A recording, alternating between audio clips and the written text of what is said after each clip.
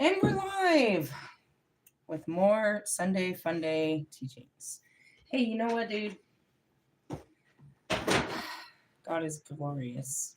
Really? Yeah, I'm going to share something with you. Unbelievable. And I told you, I was like, watch God work. I said that in my morning video, and God got to work. Really? Hey, I work for God. He's a good employer. Hey, what's up, everyone? I am God's messenger, the hostess with the message, the high priestess Phoenix. That is Metatron. We're going to move Metatron because I unknowingly forgot that we didn't do our studies of the words of Christ today. Really? No. Well, it's so poetic. I don't know if it downloaded, but I saw this thing pop up on Instagram about Matthew 23, what he said to the Pharisees. I was like, ooh, that had to do with today. But then I was like, oh, we didn't even talk about anything you said today. I mean, we always talk about him, but we have recently started these studies on Sundays where we talk about the word of Christ, just what he said in the Bible that's highlighted in red. And I didn't go there. So we need to go there. Really? Somebody saw a Christ picture and jumped out real quick. The power of Christ compels you to get off of my page. Really? Well, we talked about all kinds of pagan beliefs. So we talked about the light workers. We just didn't talk about his word.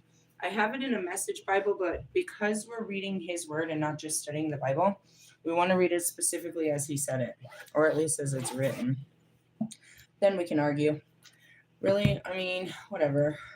The only thing that I can find so far about people arguing homosexuality is that when they came to him and asked him about the rules of divorce, he said that marriage was a man and a woman. So that's all they stand on. There's nothing in there about homosexuality other than the fact that he identified that marriage was a man and a woman. So then later, when love evolved between women and men and men, apparently the book didn't know what to say. So they just keep going back to, no, but the book says, well, okay, but love evolved. Does the teachings? I'm not sure. Feeling very kind of weak. Really? Oh, super weak. All right, so we only made it through, I think, Matthew chapter 9, or maybe 10. We're about to see. I'll remember. We are not in Chronicles. Holy moly, why am I in there? We didn't make it down there. I don't know why we're in the Chronicles. The Chronicles of Narnia is what I was about to say. Really? No, we're not. The 12 apostles? Yeah, we're about to pick up there. Really? Yes. I have 12 plus 2 twin flames, and she had upon her head 12 stars. They look like dead light bulbs, if you ask me. Really? Yeah. Are they the reincarnated? No. They're just mine. Everybody has their little, bandwagon. In another life, they would be considered the Knights Templar. Really? The prophets protected Jesus, and no, they prophesied what Jesus was doing. The Knights Templar protected the workings of Christ that lived on. Really? From the churches. They kept it alive. Really? Yep. Let's move on to the 12 apostles. All right, so all we're going to read, I have to read a little bit to go into it, but it's all in red, bro. Seriously, the whole thing is everything he said. So this is going to be nothing but Jesus's words. We are studying the words of Christ. I'm going to read the whole chapter because basically it's a little bit of, a foreline and then everything he said.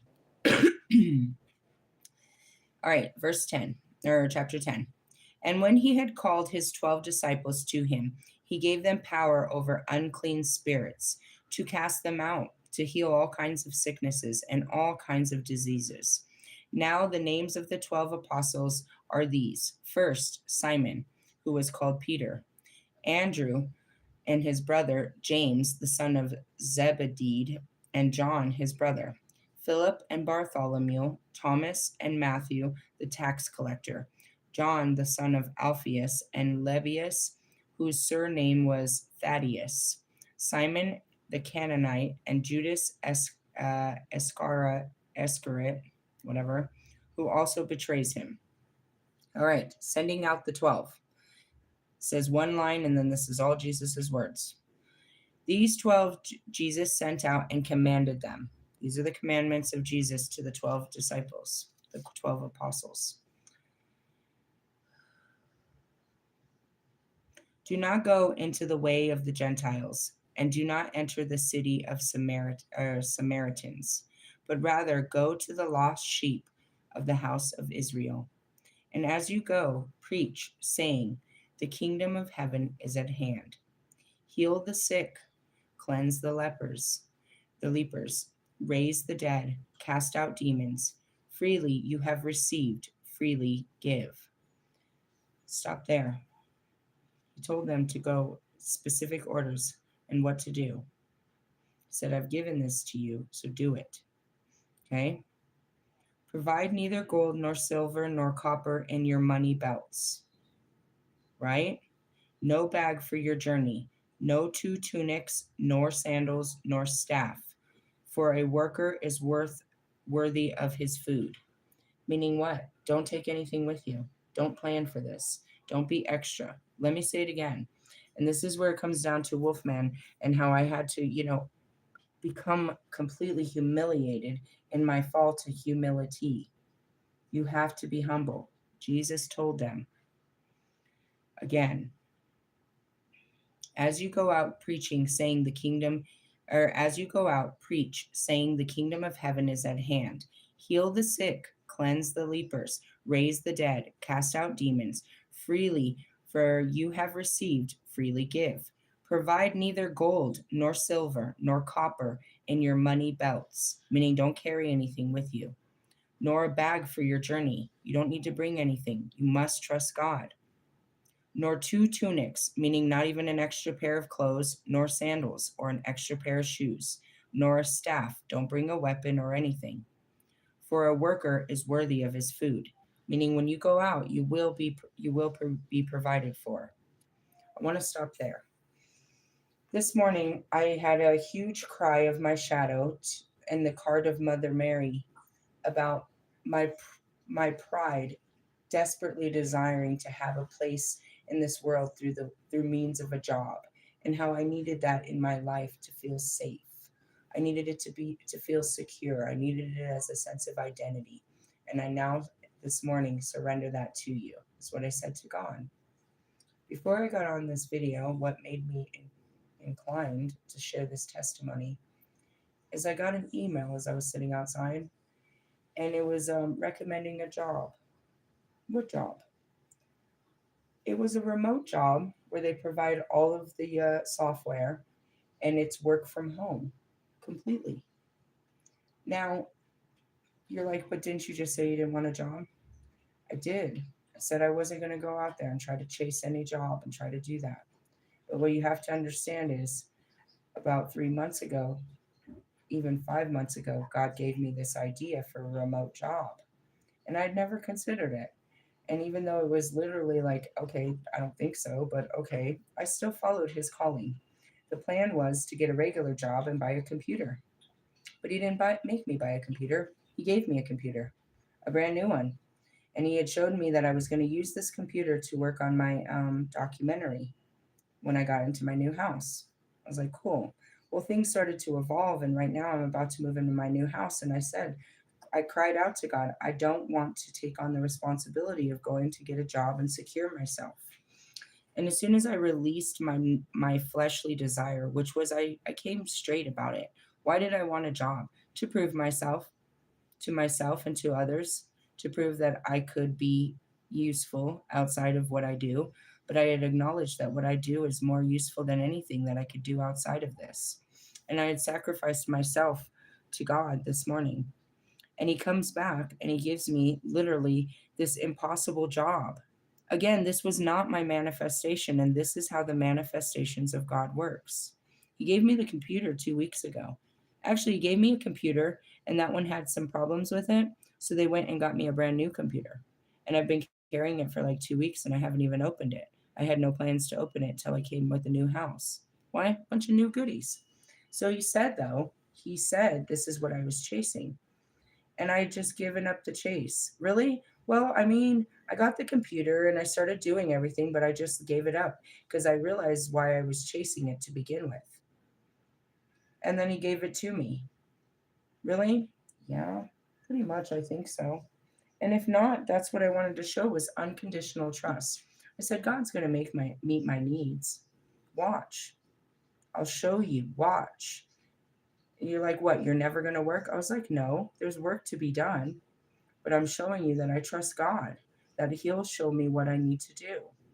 And that's what happened. So He tells the apostles, Jesus tells the apostles, just like He told me. And I said this story over the weekend, my awakening. After I did my first calling of my heart, which was terrifying, God told me in a voice quite clearly. It was the only passage He gave to me, like He gave these apostles. He said, I'm going to put you in places. There's going to be people there. But they're not going to be able to help you. All you're going to have is the clothes on your back. And you're going to have to stay there until the job is done. He gave me that before I left my house, before He asked me to leave my house. And then that's the only knowing I went with as I went out there. And I tried to explain to everyone that I leaned on Him, but I would always come back into the world and try to exert myself again, reestablish myself, try to, do stuff by myself. And so today I had acknowledged that and said, I'm not going to do this time. I'm going to let you guide me. And then here comes His guidance. And that's how He always provided. Really? And that's the difference between chasing what you want and going after what God wants for you. They call this the divine feminine attracts. She does not chase. But in order to do that, you must surrender the chase. And for someone like me, and I said that in the same video, I am a fire sign. I chase adventure. I'm always going after something. So that's it, to put that down. And that's what I said. This year, they're trying to put the fire horse, they're trying to stabilize the fire horse. Really? Yes. It's been a lot of, like, look at me. You made me a whole house bitch. And He made me this way to where He took the fun out of even going out, where I only wanted to be in my own space, which was at my altar. And that's where He came up with this idea. Somebody had given it to me. You know, it'd be great for you if you worked at home. That'd be good for you. They told me that over the summer. And then it started to, the seed was planted in the summer and it started to develop over the winter. And now in spring, it might spring to life. It's a local position and I have all the qualifications except for the computer skills. But if they do full computer training, again, I don't need to do that. I had already planned to do that.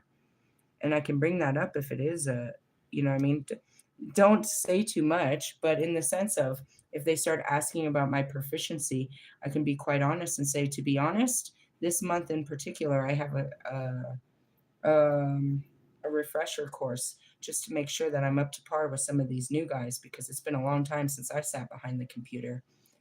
And that's it. And if it's not good enough, then that's what, I can get better within a month's time. I can get a class in. And if it's not a problem, then it is. But it's being honest. Well, I'm going to do a refresher class just so I can keep up with these little guys. But I think I got it. And your position said it had full training, correct? All right, then. Realistically, yeah, God said I could just sit at home answering the phone for somebody. I can do that. Really? As long as it doesn't impose on everything else God's got for me. And that's what I mean. I didn't want all that. I did at a time in my life. I wanted that. The security is what I said. You have to catch my morning video and see how God works. It's unconditional trust, bro. Really? You have to trust Him. And is it that fast? No, the seed was planted a long time ago. My trust been in Him for a long time. I believed in this bullshit. And that's why I said in the middle of that when I said it, I got a vision of my computer. I was like, I got to do something with that computer. It's going to be my documentary. Really? Yeah, God works. All right, let's move on. That was verse 12. No, that was verse 10. No bag for your journey, no 2 tunics, no sandals, no staff, for a worker is worth his food. Verse 11. Now, whatever city or town you enter, inquire who in it is worthy, and stay there till you go out. And when you go out, or when you go into a household, greet it. If the household is worthy, let your peace come upon it. And that's it too. It's like, you know what I mean? I didn't go, he took me to specific places. And as it said, let your peace be upon it. I bless places, many places. But then you think about someone like Chris. He found no peace when I was in that house. Really? Oh no. But it is not worthy. But if they are not worthy, let your peace return to you. And whoever will not receive you nor hear your words, then depart from that house or city. Shake off the dust from your feet. Assuredly, I say to you, it will be more tolerable for the land of Sodom and Gomorrah in the day of judgment than for that city. And that's what it says. Anybody that doesn't want to receive you, walk away.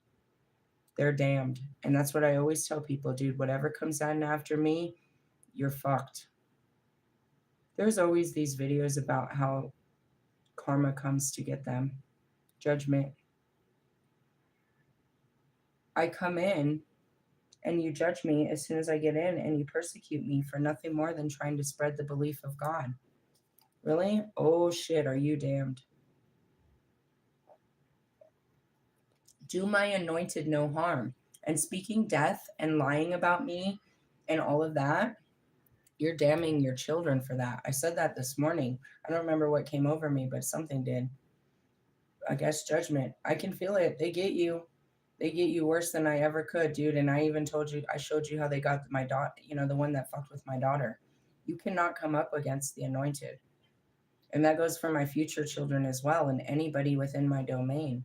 You're completely covered. I'm the darkness. I'm the goddess of darkness with the whole army of light. Nothing of the dark or light shall touch you. But if I go, you're left in nothing. I take the light with me, and you're left in the darkness for whatever you've done to me. And they will eat you fucking alive.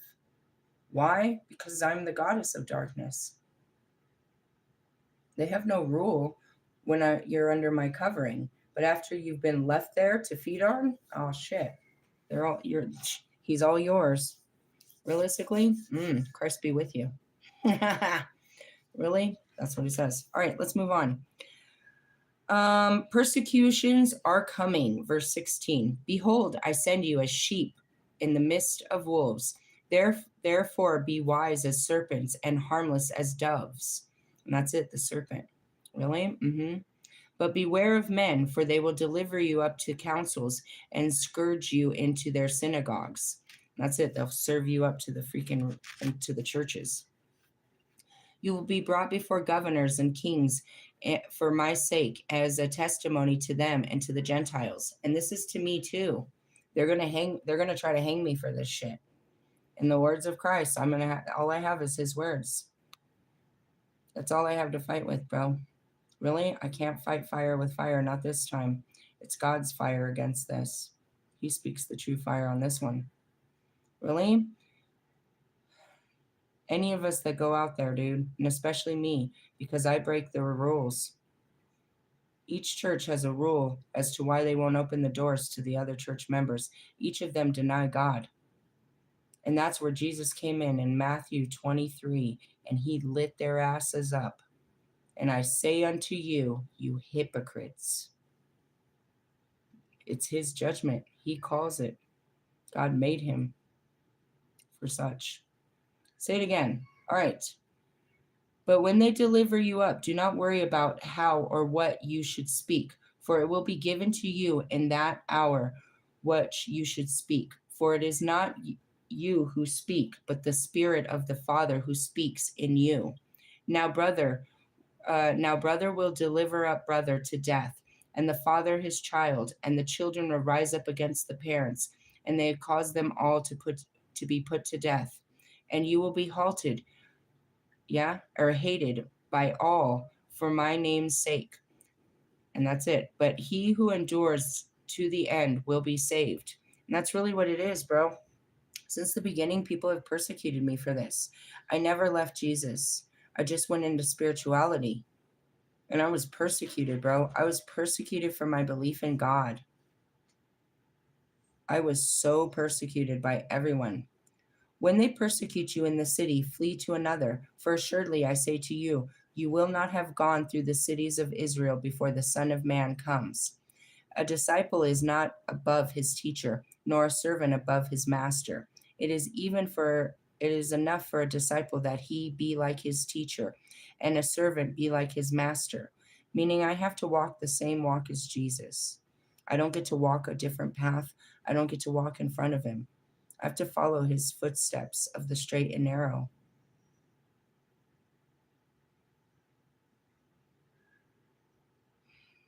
I'm just quiet.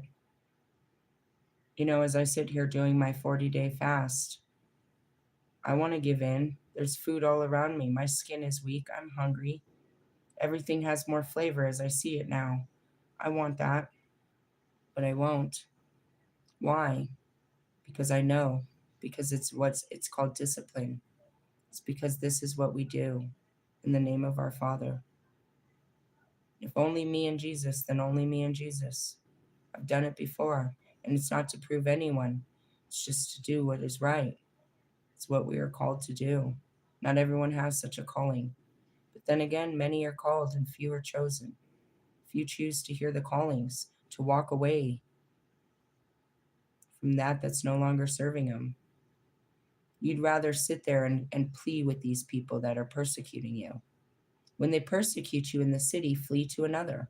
You'd rather sit there and do everything to be liked, to do everything to be in their good graces. Anyways, and that's it. It's like you want better treatment than what they gave Christ.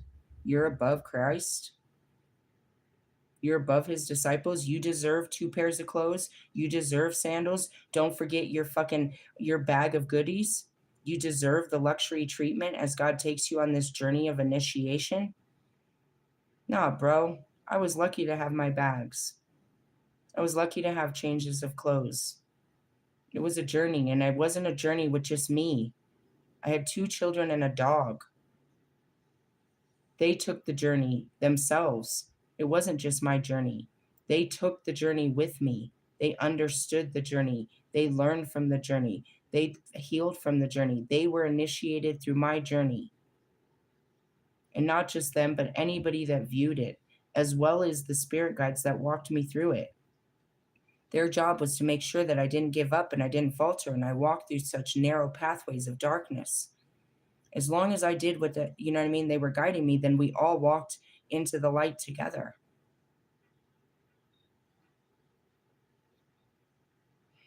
You're walking your family straight into hell by not listening to your heart and doing what's right. You think what's right is moving them into what? An upper class white neighborhood like Columbine? Or let's go up to Evergreen? Or let's go back over here where they fucking shot out our movie theaters. Let's go to where all these kids are so fucking safe and they wear lemon Lulus. Shut up, bro.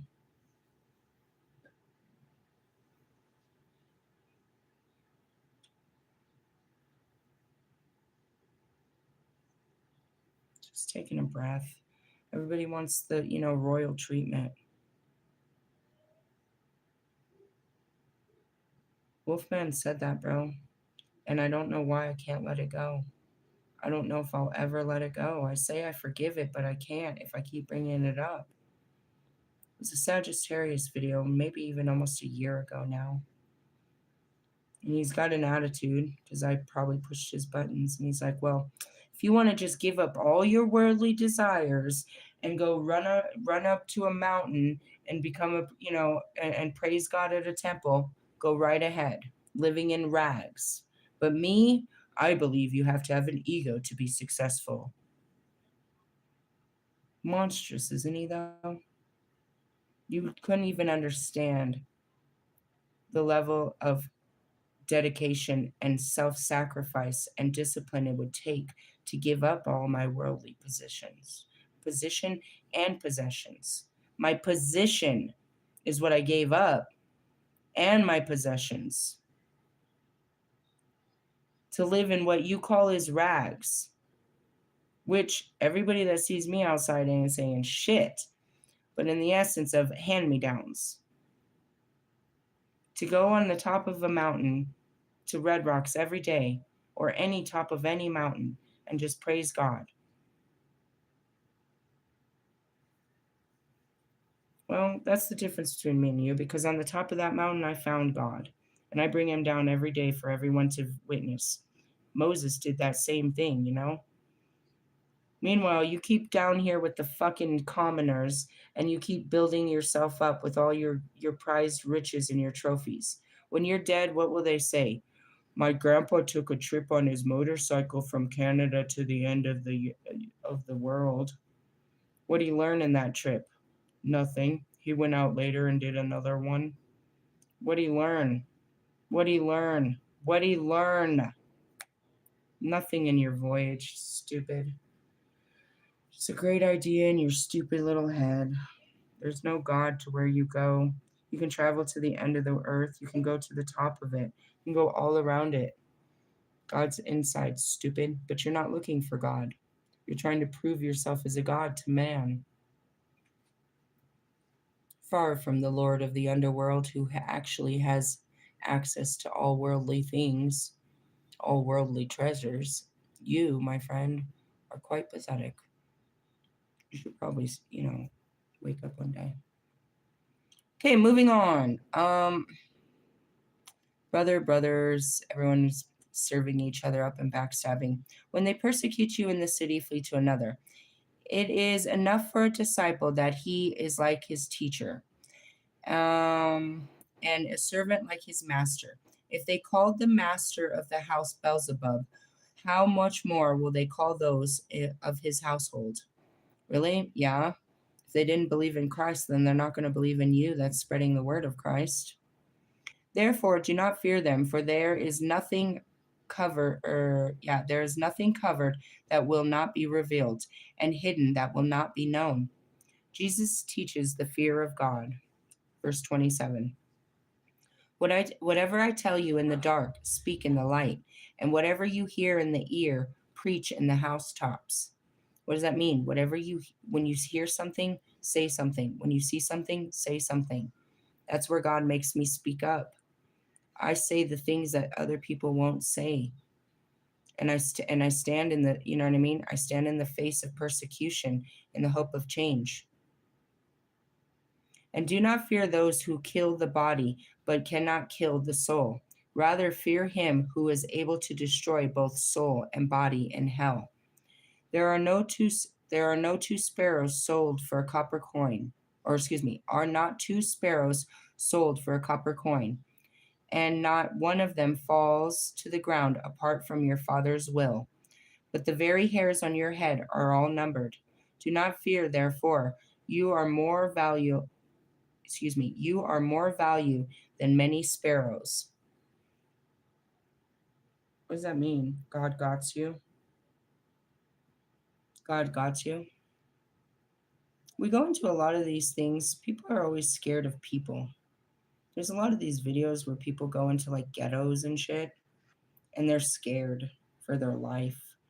They're scared for their possessions. Nobody wants your life. They might want the things that you're trying to show off, but they don't want your life. They'll take your life in the pursuit of those things.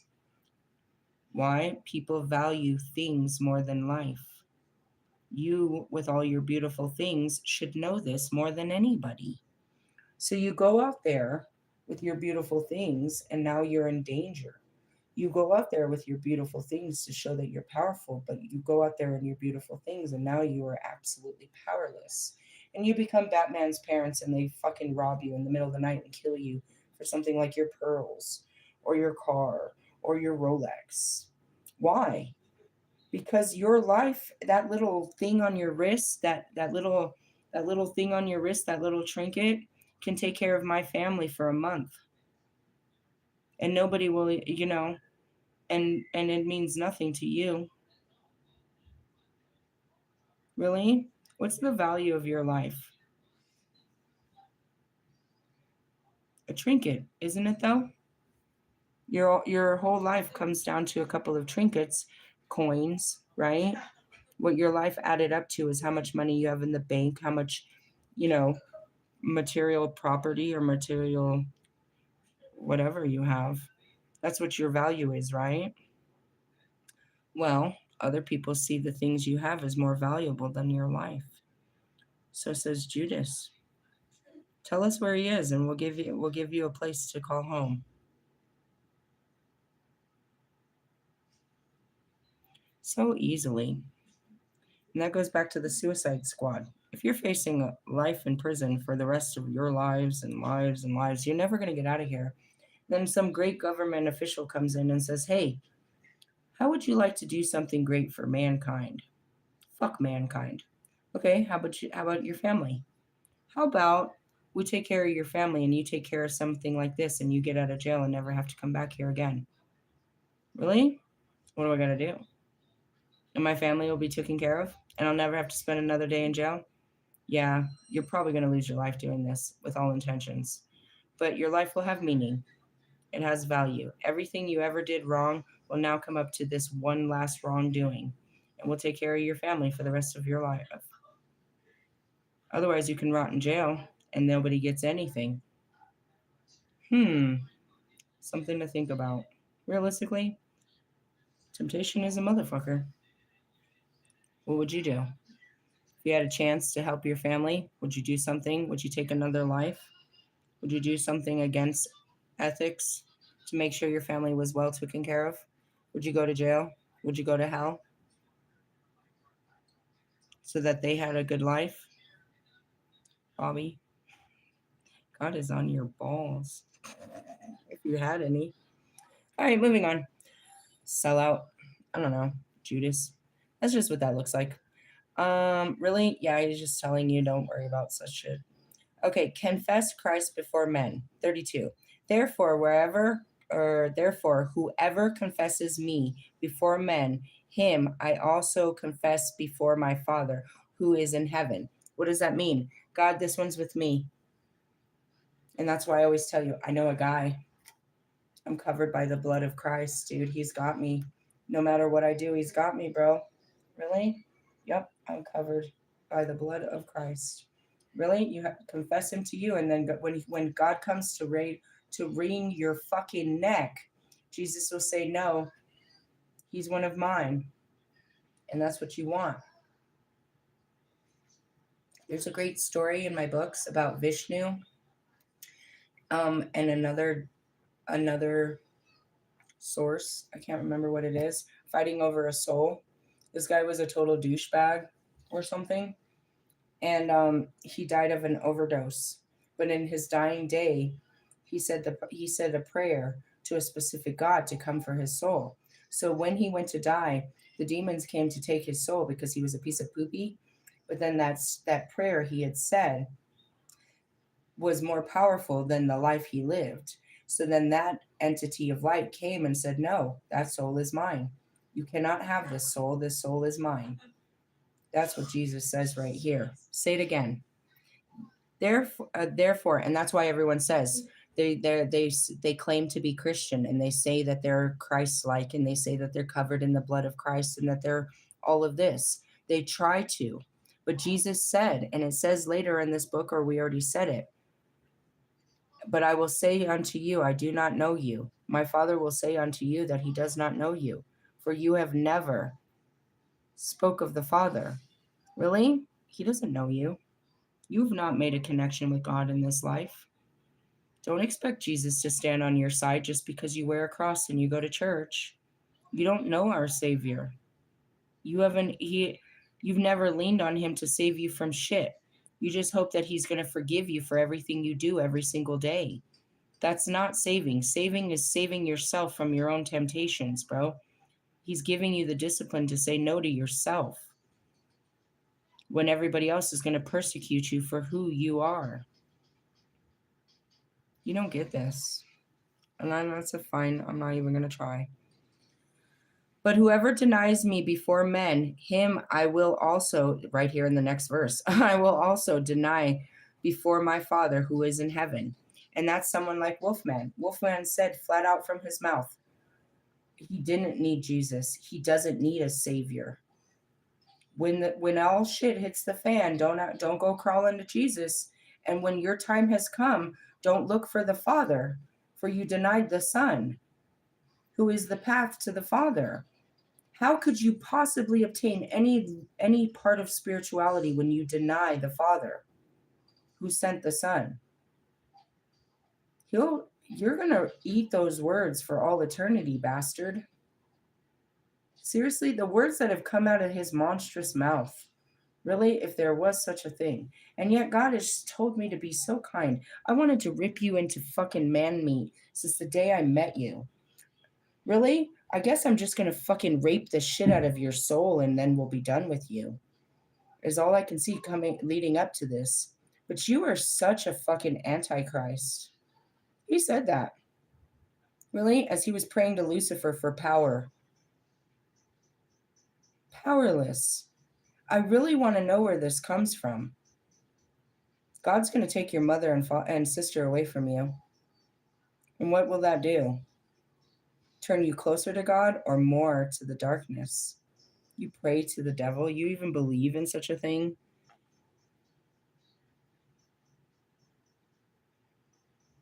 I feel like I want to go to spiritual war with you. Like I really want to haunt your dreams and shit. But I know that there's no point because there's no fucking soul inside of that brain. You have to do you have to do an ayahuasca fucking experience for you to have any kind of spiritual fucking connection. And even then, fucking Michael held you from the gates of hell because you couldn't handle it. You fucking pussy. That's what you're running from. You're running from yourself. And I'm gonna fucking pull it out of you. I'll suck it out of your fucking dick. You're gonna face yourself. You're gonna stop persecuting fucking God and his people.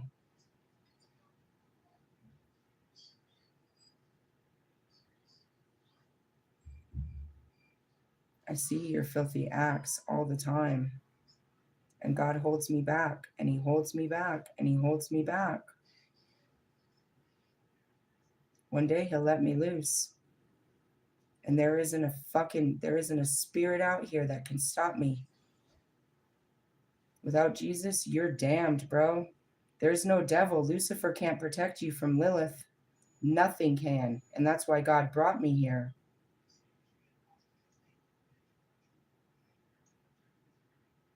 Your words are blasphemy to everything of the light. As you search aimlessly through the dark, looking for power that brought you to where? The ultimate power of the dark, which is the dark goddess. What did you do? You prayed to Lucifer to ask him for my powers and control over me? Right up there with Adam, get on your fucking knees and beg to God that a goddess would give you any favor. I'm very upset with this right now. I can feel it. My skin is rattling like a snake. Ugh, I'm gonna bite.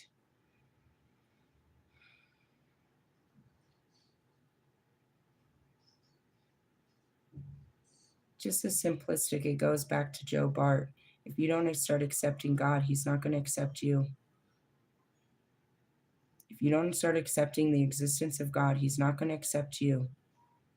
Deny him, then he shall deny you. And I have always said to all of my twin flames and anybody, deny me before the Lord, he shall surely deny you. Deny my truth, deny my words, deny my kindness. And God will deny you because I am literally his truth, his words, his kindness. The Lilith, I'll fucking eat you alive. Starting with your children. I want to look at your face as you watch them suffer. Do you know not why they called me the baby killer? The sins of the father shall be passed on to the child.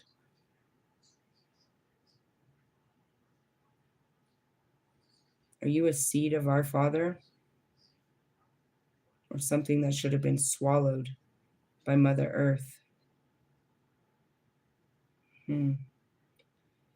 Christ brings division. 34. We're almost done. There's 42. We can make it through this. Do not think that I came to bring peace on earth. I did not come to bring peace, but a sword. For I have come to set a man against his father, a daughter against her mother, a daughter-in-law against her mother-in-law, and a man's enemy will be those of his own household. He who loves the father or mother more than me is not worthy of me, Russ. He who loves his son and daughter more than me is not worthy of me, Bobby. And he who does not take his cross and follow after me, all of you. Do not pick up your sinful ways and carry them to the top and be hung by them. You're not worthy of him. He who finds his life will lose it. He who loses his life for my sake will find it. And that's what I mean. You're trying to find your life, and so you will lose it. But when I gave up my life, I found it. Last three verses. 2. A cup of cold water. Verse 40. He who receives you receives me, and he who receives me receives him who sent me. And that's it. People that listen to me receive the voice of God. Bottom line, you don't have to listen to me, B, but God's telling you to get over this. You don't have to listen to me, Lewis, but God's telling you to get out of this. You don't have to. I don't care what you do. And when you don't do it, I laugh at you because I know that you're fucked. I don't care. It's God. Again, I am his messenger. Who am I? I am the female witness, Revelations chapter 11 through 13. And those explain my magical powers as well. Moving on. He who receives a prophet in the name of a prophet shall receive a prophet's reward. And he who receives a righteous man in the name of a righteous man shall receive a righteous man's reward. And whoever gives one of these little ones only a cup of cold water in the name of a disciple, assuredly I say to you, he shall by no means lose his reward. Anybody that has shown me, and I've always said that to him, anybody that has shown me the least bit of kindness will be blessed so abundantly. People that helped me out along the way, that gave me gas, that watched out for me, I told them, you've just blessed the Holy Spirit, and so the Holy Spirit shall bless you. When no one else would give Jesus a cup of water, and that's what that means. I'm seeing that man right before this all ended, and I'm going to cry. Wolfman was going on with this story around that time, talking about, I can teach you how to manifest anything, how to make money fall from the sky, how you can have a blonde, a brunette. I'm going to get me a woman that feeds me grapes while I do my videos. He's such a piece of shit, right? Fucking Hades. Uncle fucking nasty. Why would you give such a disgusting being authority? Realistically, he fucking revels in the disgustingness. Anyways, he says this, and then God says, I'll show you what true manifestation is. And he has not stopped since that day.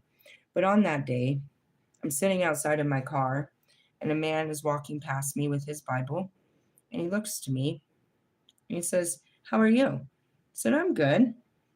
He said, can I give you some money? I said, it couldn't hurt. He didn't know that I was hurting. He didn't know anything. He just saw me, and his heart told him to give to me. And I said to him, I thank you for answering God's calling on your heart. That's a calling, right? Did I look desperate? I'd like to hope not. I was just sitting outside of my car on my little chair, smoking and listening to music like I typically did, praising God on a beautiful day. And he was guided to come and just gave me money. He's not the first. And it's not that I looked sad. It's not like I looked needy. And I'll tell you what, many times did God make me humble myself and ask for help, especially when it came to gas. He made me ask for gas. And that's how I got across America. Realistically, yes. He made me so comfortable with it that when Ray had run out of gas for his trailer, I felt obligated to take his gas tank to the gas station and ask for gas so that he could have heating in his trailer. You know what I mean? I wasn't above humbling myself to meet other people's needs either. And I would have loved not to be in a position where I had to ask anybody for help. But God taught me how to do that. And it was a very hard thing to learn when I was so independent.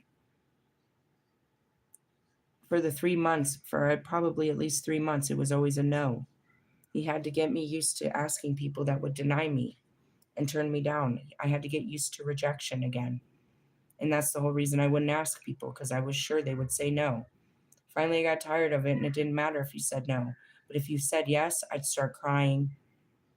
I did that for even longer periods of time. Anytime someone would help me, I would just cry like a baby because nobody's ever helped me before. And it's my own fault because I never asked. I didn't know how to accept. That was the next lesson. How to accept help. How to ask for help was so hard, but how to accept it was twice as hard. I didn't know how to thank them for something nobody ever did for me before. Every time someone would help me, it was harder and harder because they became more generous in their doings. Really, it got hard. And I think finally, like last time, maybe I didn't cry, but I typically do. I don't know how to accept this. This is too much for me. It's literally too much emotionally for me. Something good makes me feel so terrible because I've never felt that, I've never had anyone do something good for me, that it literally hurts. Really?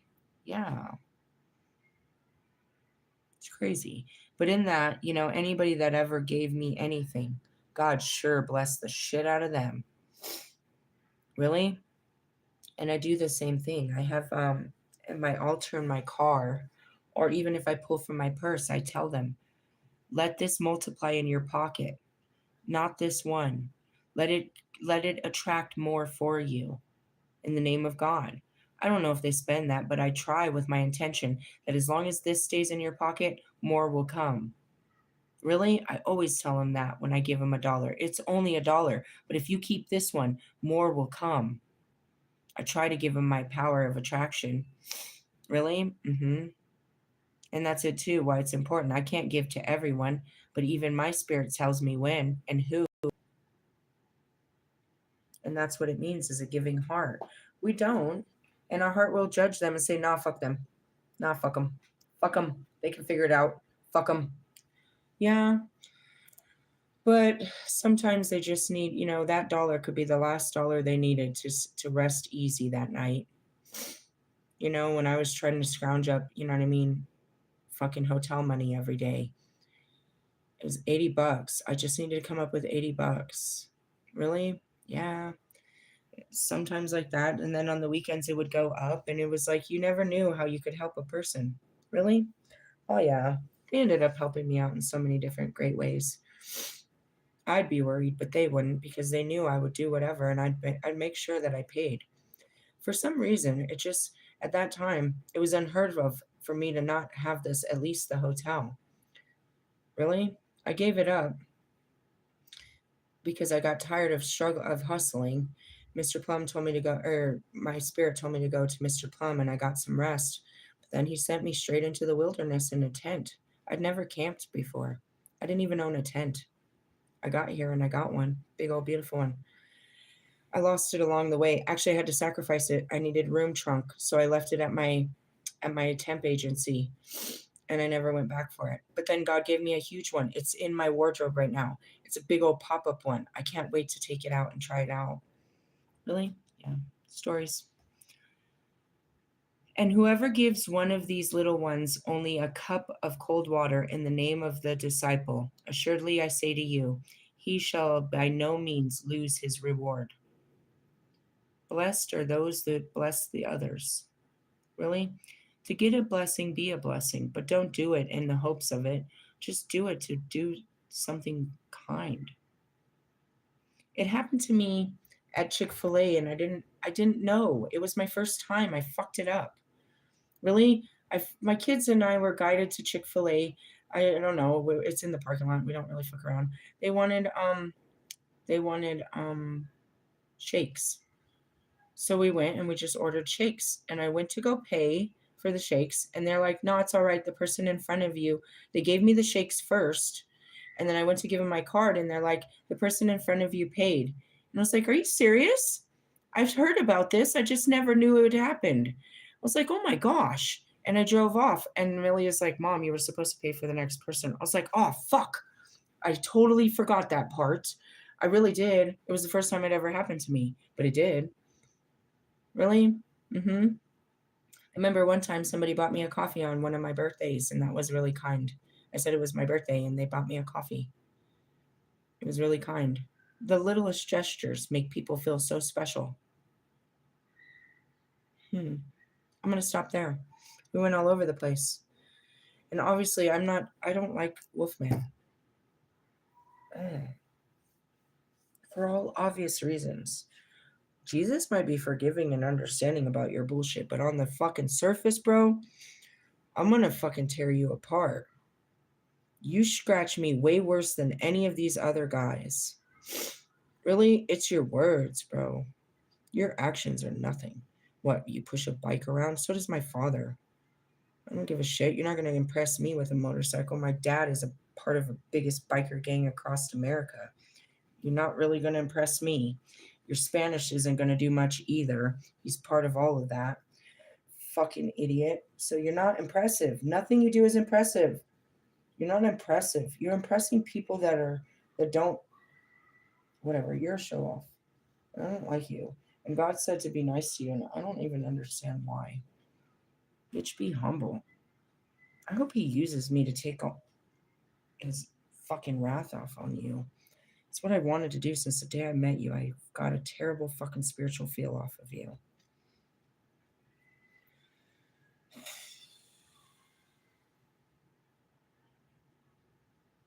I didn't like that. It went deep. Really? I went deep on that guy. But there's layers to this. It's not on the surface, dude. I don't pick grudges off of the surface, bro. Your surface is all forgivable. We're talking about serious spiritual fucking warfare here. You know what I mean? He's not a dark practitioner. He has no fucking power. He wouldn't know how to brew up a spell if someone hit him with a book filled with them. He has no ability, realistically. And the point of it, lack of magic, he has no heart. Can't channel any of that. Even a fucking dark practitioner has a wicked heart that channels it through. He has none. Fucking none. Fucking Tin Man. As long as you have a hard dick, right? Then you're at least useful to me. Heartless motherfucker. Seriously, sorry. It pisses me off.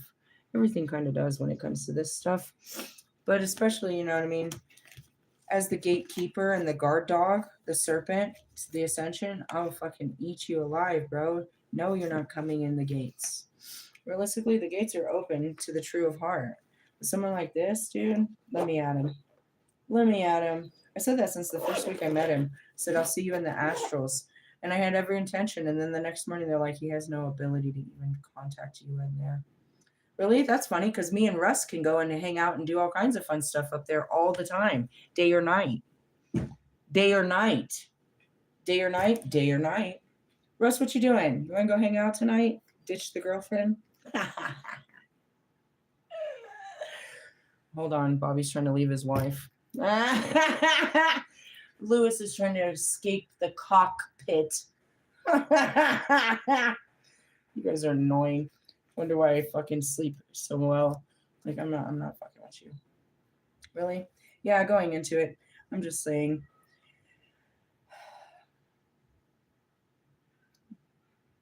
I never left Christ. You did. You never knew Christ. That's the sad part. The sad part, and that's why people try to spread it, and that's the revival. Is like, I got the Palladians right here. Let's just bring it out according to the aliens for the alien life forms here on Earth. Tell them about Christ. Integration acceleration chamber. They're not ready for that. Their brain can't assimilate that. Sixth dimension. No, they're not ready for any of that. We just need some Christ in their life. Ascending master. Ascension. Nope. No more ascending masters. Just some Christ, please. Astral planes. None of that. They can't do any of that. All right. Let's talk about this simplistically. Jesus. Christ, he is the ascending master who had a lifetime on earth under the name of Jesus Christ. A spiritual teacher who taught all humans that all humans are God's children and intended to evolve into full spiritual glory, equality, and enlightenment. Ye shall do greater things than I have done. Jesus was known to have miraculous gifts, both healing and alchemy. His last recorded miracle was to raise himself from the dead and ascend. And that happens when? At the end of our fast in 40 days. Really? Yep. All right, now, the Christ consciousness. A consciousness is a way of being. It's a way of thinking. You know, like the Kobe mindset? This is called the Christ mindset. Similar to the Krishna consciousness, where there's many teachings of enlightenment over there, along with self-realization and the science of reincarnation. Did Jesus raise from the dead? Oh my God, that would be a form of reincarnation, isn't it? Oh my God. Actually, no, resurrection. What's the difference? A resurrection, like I did with Osiris, is to raise him in the same form. A reincarnation, like myself, is a soul reincarnated in another form. Really? Hey, welcome to my house. All right, the consciousness is a spiritual evolutionary consciousness of purity, of integrity, and action. The mastery of alchemy and ascension, which I told you, I'm a master alchemist and I teach you the ascension. Why? Because I myself am an ascending master. I'm doing it in my lowest form because I'm dealing with the lowest forms of humanity. Really? And the ability to know divine truth, wisdom, compassion, forgiveness, peace, and mastery. Beings of Christ consciousness who are incarnated in third dimensional form are in their divine alignment throughout the 9-dimensional aspects of the individuated self. That would be me. Christ is the frequency of 9, and that's why it talks about the 9-dimensional aspects of the individual self. Where am I? I passed Christ last summer. I'm in Metatron, which is in the 11th dimension. And I believe I left there, and now I'm just with God in the 13th dimension, which is considered the mirrors, where everything is nothing more than a reflection of you and God. Well, since I'm goddess, I see the reflection of me, which is God, in the female form, in all others. Really? Yes, you look like me. You look like a terrible version of an unhealed me. Really? Yes. Do you want to learn about the freaking dimensions? I don't think so. You're still in the third dimensional way of thinking. Okay, the Christed realm. How do you get there? By a way of thought and being? Where ascending master Jesus Christ, Saint Germain, Mother Mary, and all other members of the great white brotherhood dwell, connected with the star Sirius and the dolphin star consciousness. I pointed that out tonight. At 10 o'clock, we enter into the cosmic fucking cube is what I call it. Really? Yeah, Cyrus and all of it's on the... Go look. That's where all the ascending masters are and why they're talking to me. I'm in the Christ realm, which is held and emancipated by the light beings who dwell there or are from there, included the city of lights. Now, how can I do all this? Because I am my Christed self. The aspect of humans who have combined their earthly experience, consciousness, and wisdom with that of my higher self and of Christ consciousness. What does that mean? I have integrated Lisa, as well as my higher selves, which would be all of my other aspects, all of my other lives that I've put in here, including Christ. Put some Christ on that bitch. Really? Same as master presence. The complete consciousness of all 9-dimensional aspects of an individual having access to third dimensional conscious through embodiment of itself in divine alignment in human form. What does that mean? Christ lives within me, pretty much. I walk through the Christed light. I carry his light. I have his way of thinking and his belief. Really? Yeah, but he's not the only one. Saint Germain and all the rest of them. I tried to explain that to you. It's a level of consciousness. How do you access it? Through your heart. You start answering your heart's callings. Everything it calls you into is an initiation into the higher dimensions of honoring your true higher self. It's your heart that's calling you. So then once you that's what happened to me. Once you start answering your heart's calling, more and more of your higher self, which is your soul, starts to embody in your body. You fight your fears consciously with nothing more than your mind. And then little by little, your soul takes over. And now you're stuck in the body. Really? Oh, yeah. That's always the great part. When you realize you've just fucked it all up. You were safe outside of the body, just guiding it. Now you're stuck in it. And you really got to take action in this fucker. Really? Oh, yeah. Really? My higher self was just guiding Lisa. Now I have to fight Lisa's mind all the time with Christ in my, Christ's light to do the right thing. The only thing that gets in my way is Lisa's mind, which is what? This body. This body is named Lisa. Its experiences is fucking still in the mind. So when I try to take experience, the mind turns on and tries to tell me how this is not a good experience and I shouldn't do this for all of its fearful, limiting reasons. And I gotta spend a whole day arguing with the mind of the lower self, which is nothing more than Lisa. Well, I'm arguing with the minds of everybody else's lower self that don't have a soul to talk to. Really? Yeah. Welcome to my dimension. Really? Yeah. Where'd we go to? Subpersonality harmonization chamber of light. Are you ready to go into there? Probably not.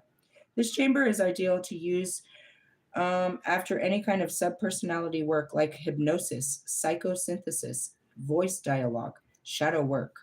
May also work with your own inner voices and subpersonalities or subpersonality harmonization chamber. What do we do here? Well, this is when you get to meet your nurturer. We had to go through all this already. We went through this a million times. It's in chapter 9. Go figure. 9th dimension. Need to meet your nurturer, your inner child, and your inner warrior or warrioress. You need to meet your inner spirit. Really? Mm-hmm. And balance your personal shield. Really? There's layers to your being. Where were those 9th dimensional layers? I'd like to bring that back up. Dolphin moves? No, it's not down there. Healing sessions. Why does that look like there's a tube in his head? What are we saying? Ascending Master Jesus Christ. Silence, whatever. Light beings. Connection to your higher self. 2 major missing links in modern culture that appear to cause this kind of judgment and separation by the absence are: number 1, the knowing that by birthright, as a child of God or goddess, you deserve love, fulfillment, joy without the need to earn it. Number 2, that's it. You're trying to earn somebody's love. The awareness that you are a spirit with a soul made of light and love who is here to evolve. You're not really understanding that, I don't think, people. When you know and feel these 2 spiritual understandings about your inherent worth and purposely divine or deeply within yourself, great changes and spiritual progress can happen quickly, bringing your higher self energy and consciousness into your body instead of leaving your body to access this consciousness. That's what people are trying to do. They're trying to have an out-of-body experience or out-of-mind experience to connect with the divine. You become divine, douches. Douches. That's my new word, douches. We evolved the word douche to douches. Like the Duchess? No, douches. Really? Yes, evolve. Anyways, if you feel shame of being and hold on to beliefs that tend to create this shame, it suggests that you focus on tuning into releasing those beliefs using the technique in chapter 6 for clearing beliefs and judgments. Let's go back there. You guys believe stupid shit. Chapter 6, Ka activation. Nope. Chapter 7. Self-healing, queering. Where is this going to be? Psychic agreements. Nope. Did we agree to this? Probably. What am I doing?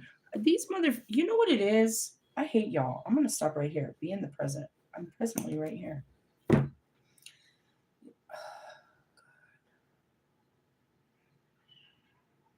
I have soul ties and contracts to help certain people, certain souls that couldn't fucking get this, evolve. And they're still not getting it. When will it happen? I don't know. I keep thinking it'll happen 1 year, but I know the dark days last for 35. So shit. It might be 34 and 350 something days before these bastards pick it up. Really? I don't know.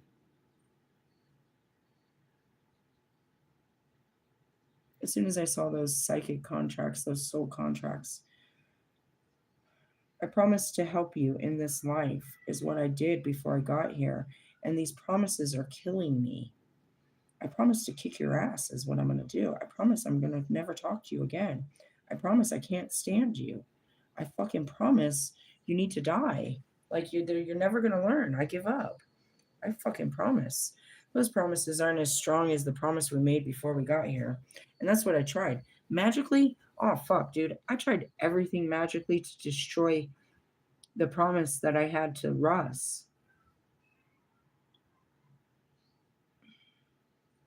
If I leave them here, if I don't keep trying, if God doesn't, if we don't, it's not even, I don't have to try. It's not up to me.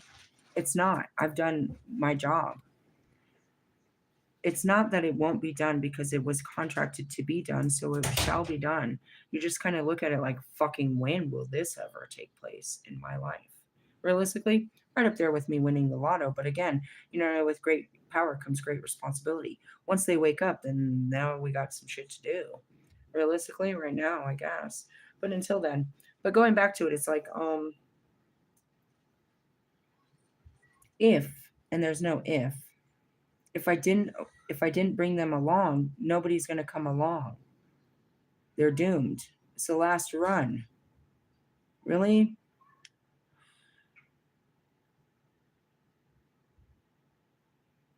Yeah. I'm not supposed to come all doom and gloom on it, but you don't have many more chances to get this right. You've pretty much wasted all of eternity serving your own flesh, and you've got like a couple more chances to get this right. Really? Mm-hmm. If I take all the darkness with me to the light, where does that put you? If you're the only one hiding in darkness, where are you going to be when this is all over? If all the darkness, which is the fallen angels that you call demons that protect you in your darkness, are gone, there's nothing there but you in the dark alone. There's no company for your misery. You're choosing, and that's fine. But other people are choosing not to anymore. They're choosing the higher road. You don't have a choice this time. Though you think you do, you really don't. You really don't. To waste your free will this life is really not the one to do it, bro. There's nothing, there's no reward. We did this in many lives and there was great things to gain by, giving into the flesh. There's nothing here. You'll lose it for nothing. You're literally, as Judas, you're putting your fucking nail in your own fucking gravestone, bro.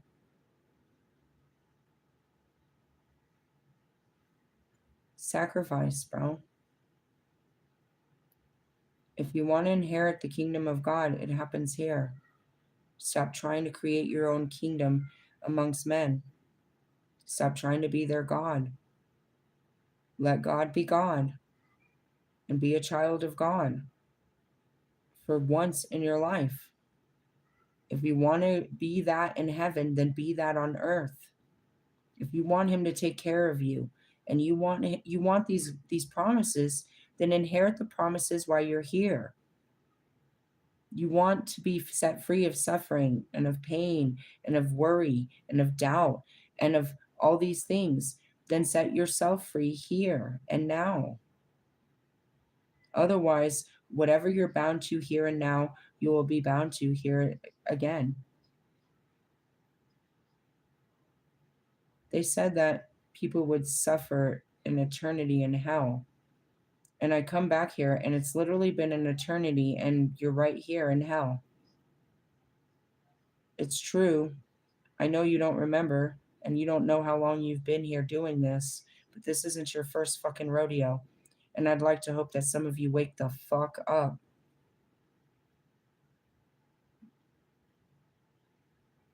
Your ancestors, your bloodline, your past and the future depend on you to make better choices in this life.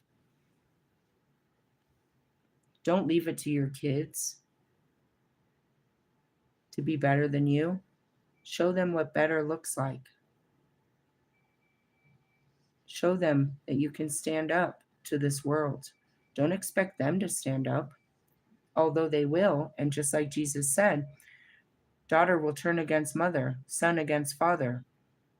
They'll turn against you because you don't stand for what's right. Brother against brother. And that's it. I can't follow you, bro. You're going after shit of this world. This isn't of God. You've got to know what God's calling for you. And that's what I mean. And I showed you a prime example. I surrendered my desire for a job, for my sense of pride. And God showed me that this is what I wanted for you. He wouldn't have given it to me any sooner. Only when I surrender will he give me what he promised me. When I stop chasing what I want, he'll give me what he wants for me. That's the lesson to be taught here. I showed you within 24 hours, he made it that real. I didn't expect him to work that fast. I just trusted him.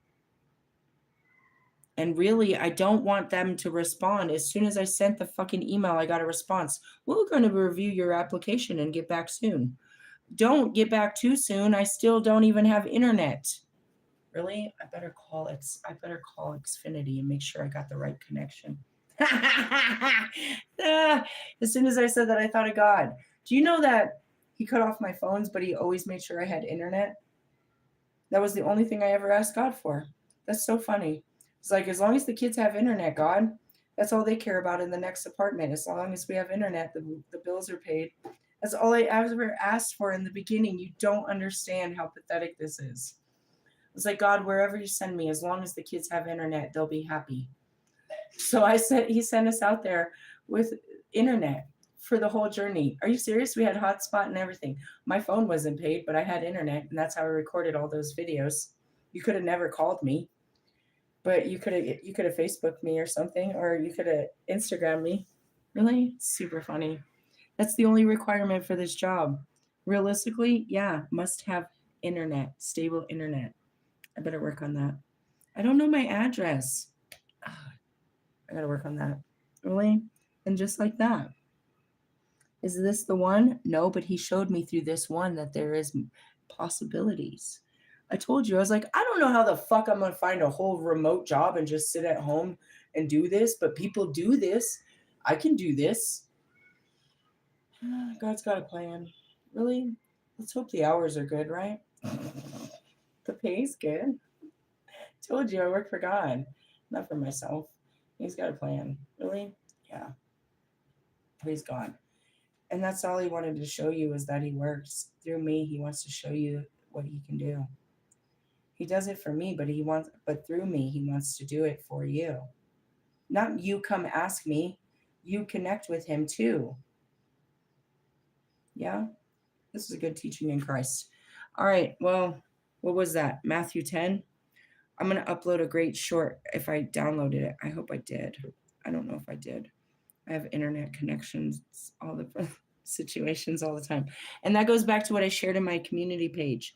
I'm sending off so much electricity and receiving some. So when I get around electrical devices, they act funny. I tried to tell you that. Really? Mm-hmm. Hey, I love you guys.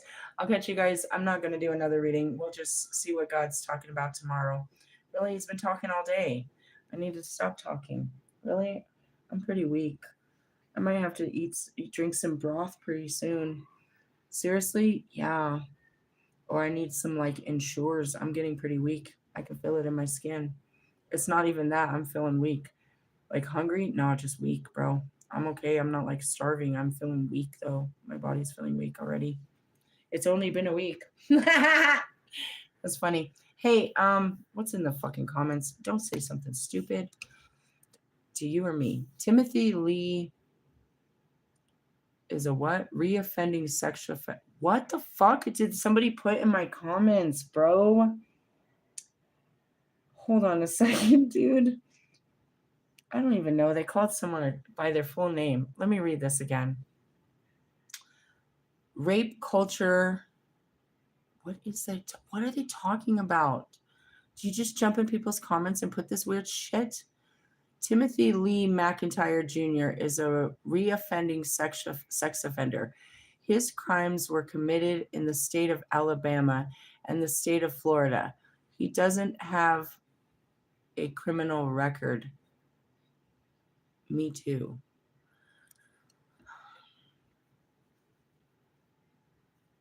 God, your children are being... And what am I... All right. What do you want me to do? Do you want justice? Because this guy's a sex offender? What has he done? Does it matter? It does to you. I understand this. All right. You're fucking with me right now. God, they're fucking with me. You want me to be compassionate, and they want me to be persecutive, and I don't want to be in the middle of any of this. I don't know what he did in Alabama, and I didn't know what he did in Florida. I can tell you that people don't stop what they're doing until they're caught. So I understand where you're coming from with that. I don't know what the fuck you wanted me to do about it on my page other than tell God. But God already knows what he's done. Realistically, he's not the only one. You running around telling everybody, you know what I mean, what they've done is you seeking judgment when God is judgment. They've gotten away with nothing. Their time will come. When you stop trying to, and that's just it. When you stop trying to hold them to the fire, they will burn to the ground. Stop seeking justice for yourself and let God show you what true justice is. Let him seek it for you. You're never going to find true justice on your own. But when you give this to God, he'll show you what justice is. And you won't feel like he was unjust towards you. He won't. You just don't understand. Trust me, you want these people to pay and you want them to suffer. Whatever this sex offender is doing, I assure you, they're suffering from something. And they are paying for something. By hurting other people,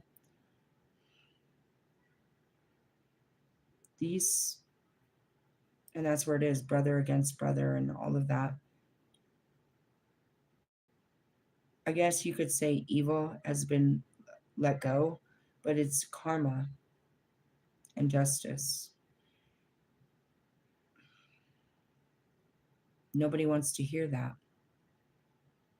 Nobody wants to hear that you have a contract to be raped in this life. And maybe not just once, but multiple times, so that you can be an advocate for rape victims, so you can fight this, so you can be part of a league of people that over years and years and years. I mean, to carry the Medusa, which is me, to carry the rape, to carry that emblem. You carry it for many cultures and for many women and for many men and for many children. Believe it or not, everybody has gone through that in one life or another. Why? It's not something you want to think is a way of life, but it has been. Some people will become rapists in their lives. So, example that you don't want to hear. Myself being the Lilith, all sexual power used against others. In the year of karma, in the life of karma, and that's this lifetime, is the karmic cleansing, all sexual power will be used against me in this life. Somebody said that. Scary Larry said that. he tried to say that same shit, evil, in places where God isn't at. So there's no place that God doesn't go to. He said, so you're telling me it's not evil when a man rapes a child? Said, you're telling me that God's not there when this is happening? Does God wish for your suffering? No, he wishes for your understanding. Unfortunately, we only learn through trials, tribulations, hard times, persecution, and pain. If it was so simplistic, he wouldn't put us through trials. If we could just learn our lesson with him just telling us, he wouldn't put us through shit. How many times does he put you through the same thing and you still haven't learned it? What did I learn about being raped and sexually abused as a child? I learned that the people that do that were victims themselves. Something that nobody ever told. A person that would do that to another small child or a small person had either seen or experienced that themselves in their childhood, because those are not normal behaviors. It's normalized only in a place that it's brought into their awareness. Realistically, yeah. So I learned something that nobody else learned from my pain. And I learned that not just through myself, but, especially using R. Kelly. He was a victim before he was a perpetrator. And his perpetrations weren't considered, he didn't see any wrong in his doing because he was taught that this was all right by community members, by his childhood, by cover-ups, by other men. Nobody said it was wrong until everybody said it was all wrong. Really? He kept getting away with it. So there was that, and that was that surprised look on his face. Everybody's been, and that's Diddy. You guys came to the party. You knew what was up, and now you want to act all funny like you didn't know and I'm a bad guy? I was just trying to show you guys a good time. And that's Epstein if he was here. He was just sharing his joy with others. And a lot of people partook in that. Realistically, yeah. So as far as sex crimes, whatever this sex offender did, was he a Diddy that was trying to, you know what I mean? Like, what is it? And that goes back to, I had people try to roofie me before. I got roofied. Did I get raped? No, that one I ended up safely at home. But I've had that happen before. And I've been around people, and stuff like that, date rape, drugs and shit. How far will they go for just a good, a feel good?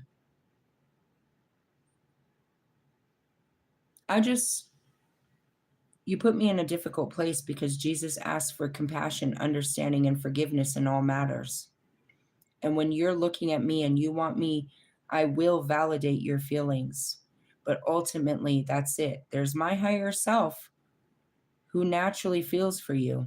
But then there's Christ above all things, which says we have to do it his way, not our own. And in doing so, that brings peace to us. And it lets God be God. No stone goes unturned. Nobody gets to wrong us. Nobody got away with wronging us by us walking away from it. Trust me, we left them to God. He'll take care of them when he sees it fit. You know what I mean? All we can hope is that they don't hurt somebody else. That's all I ever hope, is that they never hurt another person like they did me. That's all I've ever hoped. That's all the justice we really need, isn't it? We can't take back what they did to us, but the justice we want is that they don't do this again to someone else. And that's where we got to leave it up to God. And free will is a bitch.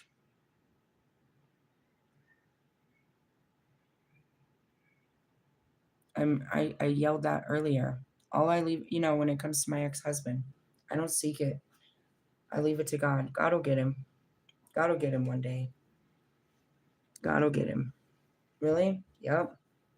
God will get him. He'll hit the jackpot. He would have got away with this all until that one day, dude, and God will take it all away. Let it stack up, and God will take it all away. Really? Anyone that puts your mother, your father, your children, your job, anything above God, he's going to take away from you, because nothing is more important than him. You'll learn that. You'll watch it happen to all these people around us. And that's the difference between me and pretty much everybody else that lives in this building. God took away their life. He asked me to give up mine. I heard the calling before the destruction. If I didn't give it up, he would have took it away anyways, because it was no good. I know that for certainty. I know that now. There's no way I could have fought to keep that any longer, but I didn't need to. I heard God's calling and I went with it, even if I wasn't sure. He promised a better life. Check this out, bro. He's really filling up the boxes. Seriously? For real. And then he's going to throw some dude in there. Holy moly. Believe his promises? Sounded like a threat in the beginning. He promised all this. I didn't promise myself. I waited on his promises. I did not expect it to take 3 years. And then I look back and it's like, it's weird because it happened so fast, but it seemed like decades. Really? Yeah. It was wild. One adventure to another. Before I knew it, it became 3 years. I left my home. I was pushed out of my home in April of 2023. Yeah, we're almost there, bro. I'm going into my new home in March of 2026. My awakening truly started when I started making music. It really picked up in probably April or March of 2022. That's when I got back in the studio. When I started being creative and doing what my heart desired. I was too old to be making music, and I should have been not wasting my money and such things, but this is what I wanted my whole life. That's what started the awakening, when I started doing what my heart desired. After the release of my first song, which is, I spent all this time to do, I'm on the road now. After that was when my first twin flame came in and started the actual shadow work and awakening. As I kept following my callings, more awakenings happened, more twin flames happened, more adventures, more callings. I always think about, Chief Hosas. It's the end of camping. The camping season is over. I have no idea what I'm going to do. I'm running out of time. I have money, but I have no time now. Not enough to put us in a hotel. I don't know what to do. And I'm drinking Arizona iced tea, and I swear to you, I know God's saying to go to Arizona. Why? Because the birds fly south for the winter. It's getting cold. I'm being told it, and it is getting colder. I actually leave right before the snow comes. It snows the very next weekend on those mountains. I don't know where I'm going. And then as it started to, I have a couple days, and then Yuma comes to mind. So now I'm going to Yuma, Arizona, a place I've never been before. I'm on my way there, never been there before, and then 15 minutes out, he gives me the plan. I don't know. It's just a simple calling that I answer, and the plan opens when you walk into it.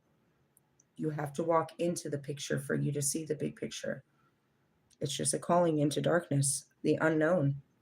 You don't know. You just know that you're supposed to do this. Answer your heart. And I don't know, as far as, me too, bro. Me too. Me too. I'm not trying to get justice for anybody that raped me. God will get justice on them.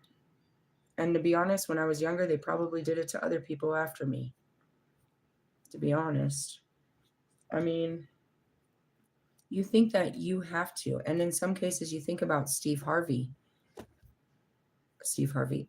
Excuse me, that wasn't the right one. Harvey Weinstein. I don't know why I said Steve Harvey, just the Harvey.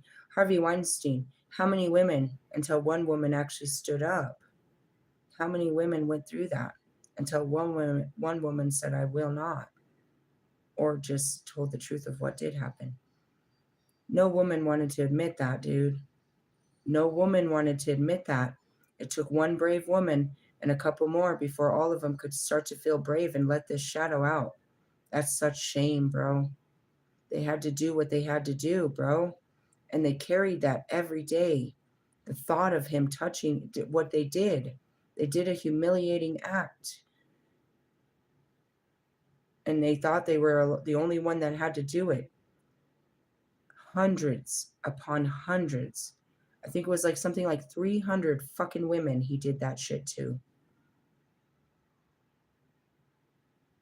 How many little girls did they watch Epstein bring in before somebody fucking called somebody? People were going to P. Diddy's parties for fucking decades before Pac came in and did something. And I say Pac because it was in my videos. He spoke of it in fucking 2022 before it all came down. And it took about 2 years, but he sure got that motherfucker. He said he would too. Ooh, he knew what he was doing. Everybody else knew. We just didn't know. And it's like one secret. Nah, bro. If they're keeping one secret, they're keeping more secrets. And whoever's closest to them is keeping their secrets for them, which means they're a lie too. Integrity, honesty, loyalty. Your loyalty will give up your integrity and your honesty real quick. It's a trinity. Integrity is morality. It's doing the right thing all the time. No matter. This is going to get me in trouble, but I got to do the right thing. And that's it. No, I can't. I don't do that. Don't do that type of shit with me. Don't. You know what I mean? I'm not going to knock you, but don't knock me down because I don't do that no more.